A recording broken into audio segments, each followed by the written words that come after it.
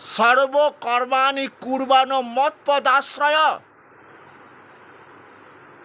মৎ প্রসাদাৎ বাপ্নতি শাশ্বত পদমবয়ম চেতসা সর্বকর্মাণি সংন্যাস্য মৎপর বুদ্ধি যোগমুপাশ্রিত মচ্চিত্ত সততং ভব মচ্চিত্ত সর্বদুর্গানি মৎপ্রসাদাৎ তরিষ্যসি অথচেত্তমহংকরণ্য শস্যসি বিনঙ্খসি। অর্জুন যখন বলছি, কৃষ্ণ আমি তোমার গীতা শুনছি, কিন্তু চঞ্চল মন তো বসে আনা যায় না টপ করে।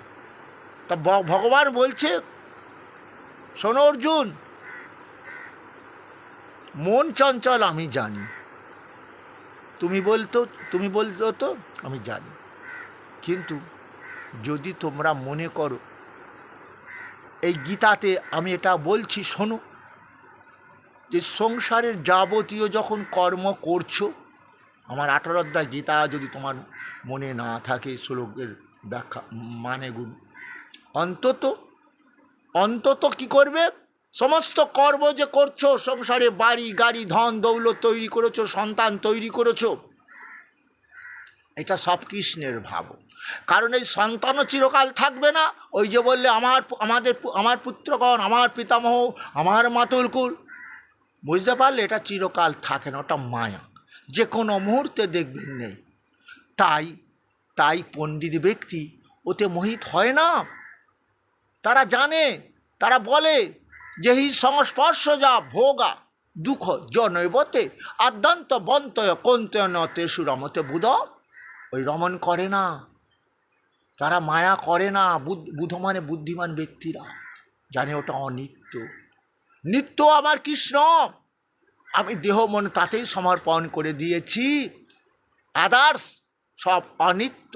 কারণ সেই ভগবান তো বারবার বলছে, অর্জুন অনিত্যম সুখং লোকমিমং প্রাপ্য ভজস্ব মাম, ওটা অনিত্য। আমার পুত্রগণ, আমার পিতামহ, আমার মাতুলকুল, তুমি যুদ্ধ করো। হ্যাঁ, অনিত্য, নিত্য নয়। কুরুক্ষেত্রের যুদ্ধের পর দেখবে কেউ নেই, কারণ আমি ওদের তো মারা হয়ে গেছে। তুমি নির্মিত হও। বুঝতে পারলে তোমরা?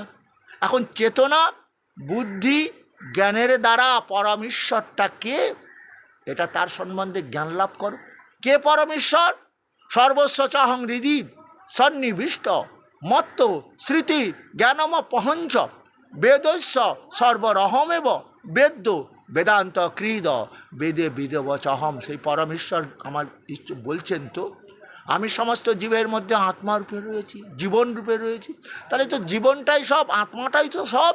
এই দেহটা তার কোনো মূল্য নেই, যে কোনো মুহূর্তে বিনাশ হতে পারে। তো আত্মাটা যখন ত্যাগ করে যায় ভগবান আমার, তাহলে চেতনাকে বুঝতে পেরেছ? সেই পরমেশ্বরই তো সব, সেই ভগবান কৃষ্ণই তো আমার সব। তাই চেতনা বুদ্ধির দ্বারা জানো সেই পরমেশ্বরটাকে। আর জেনেও যদি তোমরা অহংকার করো, আমি কি করব বলো? আমি তো তোমাদের উদ্ধার করতে পারবো না। কারণ তোমরা 84 লক্ষ জনি ভ্রমণ করে এই সাদের মানব জন্ম পেয়েছিলে। তখন পশুকুলে জন্ম নিয়ে কি কাম ক্রোধ লোভকে জয় করতে পেরেছিলে? হয়তো তুমি কুকুর হয়ে জন্মেছিলে, দেহটা সুস্থ, গাট্টা গোট্টা হয়তো চেহারা, এবং রোগা কুকুরগুলো ওই তুমি খাচ্ছ, ওরা একটু খিদে লেগেছে, তোমার কাছে একটু ভাগ নেবে। তা তুমি তো তাকে কামড়ে কুমড়ে তাড়িয়ে দিলে, একলা ভোগ করলে। কাম কি জয় করতে পারলে? ক্রোধ কি জয় করতে পারলে? তোমার ক্রোধ করা উচিত নয়, কারণ তোমরা যেমন খিদে লেগেছে, ওরও তো খিদে লেগেছে। এমন দুর্যোধনাদিকে তো ওই জন্য আমি বিনাশ করে দিলাম। পঞ্চপাণ্ডবদের সুখ ভোগ করতে দেবো না, আমরা 100 ভাই মিলে ভোগ করব। তাহলে তোমার ওই কুকুর জন্মে যখন হয়েছিলে তুমি পারোনি, তাহলে তোমাকে উদ্ধার করতে পারিনি। এখন তুমি মনুষ্যকুলে জন্ম নিয়েছো, এখন তোমাকে উদ্ধার করার শ্রেষ্ঠ সময়। হ্যাঁ, তাহলে তুমি যদি ওই কাম ক্রোধ লোভের বশত ওই যে দুর্যোধনাদির অকাল মৃত্যু দিচ্ছি, এই কারণেই তো তোমাদের সুখ ভোগ করতে দেবে না, তোমাদের ন্যায্য অধিকার থেকে বঞ্চিত করেছে। আর আমি তো সেই কৃষ্ণ যুগে যুগে ধর্ম রাজ্য প্রতিষ্ঠা করার জন্যই তো মহাপ্রলয় করি। তাহলে তুমি বুঝতে পারলে ওরা কেউ ফিরে যাবে না রাজধানীতে, ওদের মারাও হয়ে গেছে। শুধু দুর্যোধনাদি নয়, ওদের সঙ্গে যারা যোগদান করেছে তাদেরও ফিরে যাবে না। কারণ অন্যায় যে করে, অন্যায় যে সহে, তবে ঘৃণা যেন তারে তৃণ সমদহে। যে অন্যায়কারী অন্যায় করছে এক পাপী, আর অন্যায়টাকে যারা সহ্য করছে তারাও পাপী। আর আমি তো শ্রীকৃষ্ণ, এই জন্যেই তো বলাই করতাম কি, যদি ওই দুর্যোধন কাম ক্রোধ লোভকে জয় করতে পারত, বলেছিলাম দুর্যোধন 5 ভাইকে 5টি গ্রাম ভিক্ষা দাও। দুর্যোধন কি বলেছিল? অর্জুন, বিনা যুদ্ধে সূচের অগ্রে যেটুকু মাটি ধরে দেব না। ও মাটি ভোগ করতে পারলো অর্জুন? ও তো কুরুক্ষেত্রের প্রান্তরে পড়ে থাকবে। তোমরা ভজ কৃষ্ণ, বলো কৃষ্ণ, লহ কৃষ্ণ শিক্ষা। আর কলিযুগে কোটি কোটি দুর্যোধন জন্ম নিয়েছে, দেখেছো? সব ভোগ করবে, কোটি কোটি টাকা। কোথায় টাকা?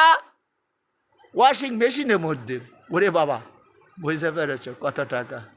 তাহলে কি করবে ভগবান? আবার সেই মহাপ্রলয়ের দিন ঘনিয়ে আসছে, আমরা বুঝতে পারছি। এসব প্রলয়ের দিন আসতে দেবো না। কলির প্রভাব থেকে আমরা সবাই মুক্ত হব। ওই যে ভজ কৃষ্ণ, কৃষ্ণ নাম ভজন করব, কৃষ্ণ সম্বন্ধে শিক্ষা লাভ করব, গীতা পড়ব। প্রত্যেক ঘরে ঘরে যদি গীতা পাঠ হয়, কলিতে যত পাপ জমে গেছে নাশ হবে। গীতা কলি কলুষ নাশক তো